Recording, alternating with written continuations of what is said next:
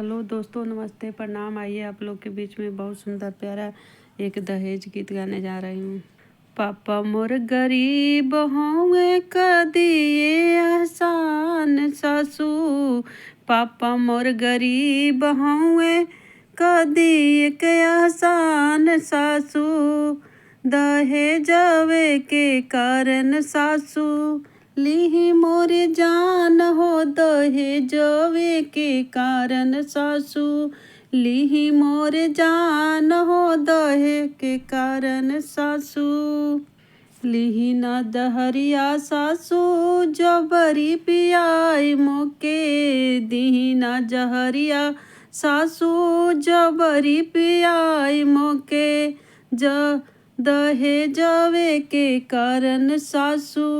लीही मोर जान हो, दहेजवे के कारण सासू लीही मोर जान हो, दहेजवे के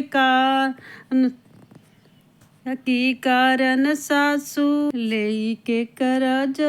बाबू कैले मोर बियाहवा, ले के करज बाबू कैले मोर बियाहवा, हमरे चलते बेच दिहले घरवा दुआरवा हो, हमरे चलते बेच दिहले खेत खरिहानावा हो,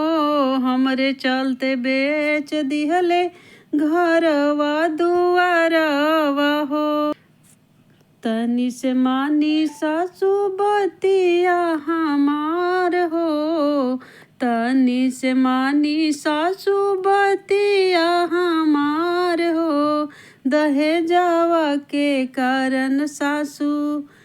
ले लिहली जान हो, दहेजवा के कारण सासू ले लिहली जान हो, दहेजवा के कारण सासू मारी दिहली जान हो, दहेजवा के कारण सासू झाड़ू पोछा करब घर में खानाओ बनाइबे, झाड़ू पोछा करब घर में खानाओ बनाइबे, शाम के सासू तोहर पैरो दबाइबे, शाम के सासू तोहर पैरो दबाइबे, दहेजवा के कारण सासू ले लिहली जान हो, दहेजवा के कारण सासू ले लिहली जान हो, दहेजवा के कारण सासू।